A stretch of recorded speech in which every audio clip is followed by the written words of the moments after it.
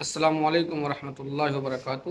ناظرین، پہلے ہم ان حضرت کی پوری بات سنتے ہیں اور پھر ان کی بات پر غور کرتے ہیں کہ یہ کیا کہہ رہے ہیں۔ انشاءاللہ نہ میلاد نہ فرض ہے نہ واجب ہے، کیونکہ فرض و واجب ہونے کے لیے قرآن و حدیث سے دلیل چاہیے ہوتی ہے۔ صحیح ہے۔ یہ جو لوگ تقاضا کرتے ہیں میلاد قرآن سے ثابت کرو، یہ انداز حدیث سے ثابت کرو، بھائی یہ اس وقت ہوگا جب ہم کہیں گے یہ فرض ہے، جب ہم کہیں گے یہ واجب ہے۔ ہم کہتے ہیں مستحب عمل ہے، اور مستحب کیا ہوتا ہے؟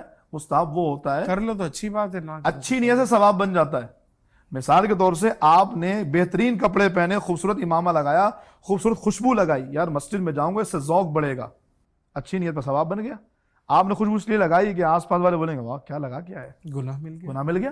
نیت۔ ایگزیکٹلی یہی چیز ہے کہ میلاد مستحب عمل ہے، اس کے لیے قرآن و حدیث سے دلیل نہیں چاہیے ہوتی، یہ نیت ہے۔ اگر آپ انفرادی طور پہ دیکھیں تو ان میں سے ہر کام جو ہے وہ اچھی نیت کے ساتھ ثواب بن رہا ہے، اسی کا نام میلاد ہے۔ آپ نے ان کی مکمل بات سنی، اب ذرا ان کی باتوں کا جائزہ لیتے ہیں۔ یہ کہہ رہے ہیں کہ عید میلاد النبی منانا یہ ایک مستحب عمل ہے، اختیاری عمل ہے، آپ چاہیں تو اس کو کریں، چاہے تو نہ کریں، اور اس مستحب عمل کے لیے قرآن و حدیث سے کسی دلیل کی ضرورت نہیں ہوتی ہے، ان کا یہ کہنا ہے۔ لیکن اگر ہم ان کی انہی دوگلی باتوں کا ذرا گہرائی سے جائزہ لیں تو ہمیں معلوم ہوگا کہ یہ کتنا سنگین الزام ہے حضور پاک صلی اللہ علیہ وسلم پر کہ عید میلاد النبی منانا یہ ایک مستحب عمل ہے اور ثواب کا کام ہے۔ یقیناً ان کے مطابق جو اس کام کو کرے گا اسے ثواب ضرور ملے گا۔ تو ذرا سوچئے، اللہ کے رسول صلی اللہ علیہ وسلم نے اپنے پورے دور میں اپنے صحابہ کو اس ثواب پر نہیں ابھارا یا ان کو اس ثواب کے کام کو انجام دینے سے محروم کر دیا۔ اور دوسری بات یہ کہ یہ کہہ رہے ہیں کہ یہ عمل مستحب ہے، اس کو کرنے والے کو ثواب ملے گا۔ آپ ذرا سوچئے، آپ کو کیا لگتا ہے کہ کیا یہ لوگ صحابہ کرام سے زیادہ دیندار، صحابہ کرام سے زیادہ متقی پرہیزگار ہیں اور صحابہ کرام سے زیادہ دین کی سمجھ رکھنے والے ہیں کہ صحابہ کرام کے زمانے میں اس مستحب کی کوئی تحقیق نہیں ہوئی اور صحابہ کرام میں سے کسی نے بھی اس عمل کو مستحب نہیں کہا اور نہ ہی اس پر عمل کیا؟ اگر یہ عمل مستحب ہوتا اور اس میں ثواب ہوتا تو کیا اللہ کے رسول صلی اللہ علیہ وسلم سے بے پناہ محبت کرنے والے صحابہ کرام اس ثواب کے کام میں پیچھے رہتے؟ اور ان جیسے لوگ جنہیں دین کی کوئی سمجھ نہیں ہے وہ صحابہ کرام سے اس چیز میں آگے بڑھ جاتے؟ کیا یہ چیز سوچی جا سکتی ہے؟ یہ چیز تصور کی جا سکتی ہے؟ ایک اور ان سے سوال ہے کہ اگر یہ عمل مستحب ہے تو ذرا بتائیے کہ صحابہ کرام نے اس مستحب پر کتنی بار عمل کیا؟ ابوبکر صدیق نے اس مستحب پر کتنی بار عمل کیا؟ اور عمر فاروق نے اس مستحب عمل پر کتنی بار عمل کیا؟ عثمان غنی، علی مرتضی، ان سبھی رضوان اللہ تعالی علیہ مجمعین نے اس مستحب پر کتنی بار عمل کیا؟ تمام صحابہ کرام نے، تابعین اور تبع تابعین نے اس مستحب پر کتنی بار عمل کیا؟ ذرا بتائیے، کیا ہم یہ دعویٰ کر کے کہ ہم اس مستحب پر عمل کر رہے ہیں یہ ثابت کرنا چاہتے ہیں کہ ہم کو دین کے متعلق وہ تحقیقات ہیں، ہم کو دین کے متعلق وہ معلومات ہیں جو کہ صحابہ کرام کو بھی نہیں تھیں؟ نعوذ باللہ، ہمیں اپنے ایمان کا جائزہ لینا چاہیے اور اس طرح کی باتوں سے توبہ کرنا چاہیے۔ اس کے متعلق ان سے ایک اور سوال ہے، یہ اس عمل کو مستحب کہتے ہیں، تو ذرا یہ بتائیں کہ اگر یہ عمل مستحب ہے تو کسی بھی فقیہ نے، کسی بھی محدث نے اور کسی بھی مجدد نے، کسی بھی مجتہد نے اور کسی بھی مفسر نے آج تک اس کو مستحب کیوں نہیں کہا؟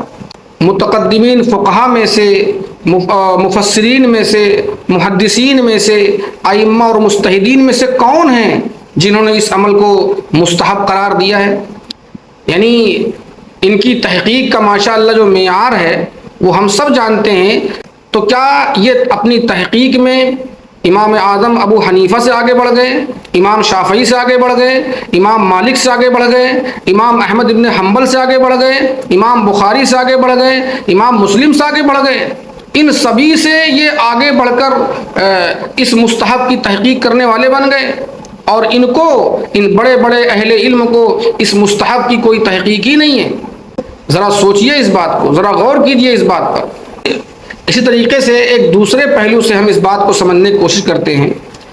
مستحب، یہ صاحب بتا رہے ہیں کہ عید میلاد النبی منانا یہ ایک مستحب عمل ہے، یعنی اختیاری عمل ہے، اگر آپ اس کو کریں گے تو ثواب ملے گا، نہیں کریں گے تو کوئی گناہ نہیں ملے گا۔ مستحب کی تعریف یہی ہے، اس پر کوئی مواخذہ نہیں ہے۔ آپ ان کی اس بات پر ذرا غور کیجئے۔ ایک طرف تو یہ کہہ رہے ہیں کہ جشن عید میلاد النبی منانا یہ مستحب عمل ہے، اور آگے ان کی ویڈیو میں یہ بات کرتے ہوئے کہتے ہیں، یا ان کا بریلویوں کا یہ عقیدہ ہے کہ جو بھی عید میلاد النبی نہیں مناتا وہ ابلیس ہے، وہ خبیث ہے، وہ ابلیس ہے۔ ایک طرف اس کو مستحب کہہ رہے ہیں، اور دوسری طرف جشن عید میلاد النبی نہ منانے والوں کو یہ لوگ ابلیس کہتے ہیں، یہ لوگ شیطان کہتے ہیں۔ جب اتنا ہی اختیاری عمل ہے اور غیر ضروری عمل ہے تو جو اس کو نہیں کرتے ان کو ابلیس کہا جائے گا۔ اور ان صاحب سے کوئی پوچھے کہ پورا مسلم معاشرہ جو ہے برباد کر دیا، اور لوگوں میں تفریق پیدا کر دی، لوگوں کو مسلک کے نام پر بانٹ دیا اور رشتوں کو توڑ دیا، اسی بات پر کہ یہ لوگ گستاخ ہیں، اللہ کے رسول کی ولادت کے دن جشن نہیں مناتے، اپنے گھروں میں چراغاں نہیں کرتے، جھنڈیاں نہیں پھہراتے، انہی سب بنیادوں پر کفر کا فتویٰ لگایا، رشتے توڑوائے، رشتہ داریاں ختم کی، دوریاں پیدا کی، پوری برادری تہس نہس کر دی، اور آج جو ہے کتنا آسانی سے کہہ رہے ہیں کہ یہ عمل مستحب ہے۔ جب یہ عمل اتنا ہی غیر ضروری تھا تو اس بنیاد پر لوگوں کو تقسیم کیوں کیا، لوگوں میں عداوتیں کیوں پیدا کی، لوگوں میں نفرتیں کیوں پیدا کی، لوگوں میں اتنی دوریاں کیوں پیدا کی؟ یہ سوچنے والی بات ہے۔ چلیے ہم اس عمل کو آپ کے مطابق مستحب مان لیتے ہیں، جس مستحب پر کسی صحابی کا عمل ثابت نہیں ہے، جس مستحب پر اللہ کے رسول صلی اللہ علیہ وسلم کی جانب سے کوئی ایک حدیث بھی نہیں ہے، ہم اس کو مستحب مان لیتے ہیں۔ لیکن کیا اس مستحب پر عمل کرتے وقت جو آپ لوگ ڈی جے بجاتے ہو، جو آپ لوگ تماشا کرتے ہو، اور جو آپ لوگ جھنڈیاں پھہراتے ہو، جو آپ لوگ جلوس نکالتے ہو، اور ناچنے گانے کا جو سما بناتے ہو، جو نمازیں چھوڑتے ہو، اپدرو پھیلاتے ہو، یہ ساری چیزیں بھی مستحب ہیں، استحباب کے اندر داخل ہیں، انہیں کیا کہو گے؟ ان چیزوں کو کہاں سے ثابت کرو گے؟ جو ناچتے گاتے ہو، ڈی جے بجاتے ہو، جلوس نکالتے ہو، اور جو ہے چراغاں کرتے ہو، اور اس کو دین سمجھ کے کرتے ہو، تو کیا یہ دین کے اندر ایک ایجاد نہیں ہے؟ کیا یہ دین کے اندر ایک نئی چیز پیدا کرنا نہیں ہے؟ اس کے استحباب کی دلیل کہاں سے لاؤ گے؟ تو لہذا میں آخر میں بس یہی کہوں گا اپنے تمام مسلمان بھائیوں سے کہ ان حقیقتوں کو سمجھیں اور اسی کو دین سمجھیں جو چیز قرآن و حدیث سے ثابت ہے، صحابہ کرام کی زندگیوں سے ثابت ہے، تابعین اور تبع تابعین کی زندگیوں سے ثابت ہے، اور جو چیزیں بعد کے لوگوں نے اپنے من مطابق ایجاد کر لی ہیں اپنے فرقے کو فروغ دینے کے لیے، آپ اس سے دور رہیں، اجتناب کریں، اس چیز کو سمجھیں کہ وہ دین کا حصہ نہیں ہے بلکہ یہ لوگوں کی ایجادات ہیں، لوگوں کے اختراعات ہیں، لہذا اس سے اجتناب کریں۔ اسی میں ہمارے دین کی، ہمارے عقیدے کی حفاظت ہے۔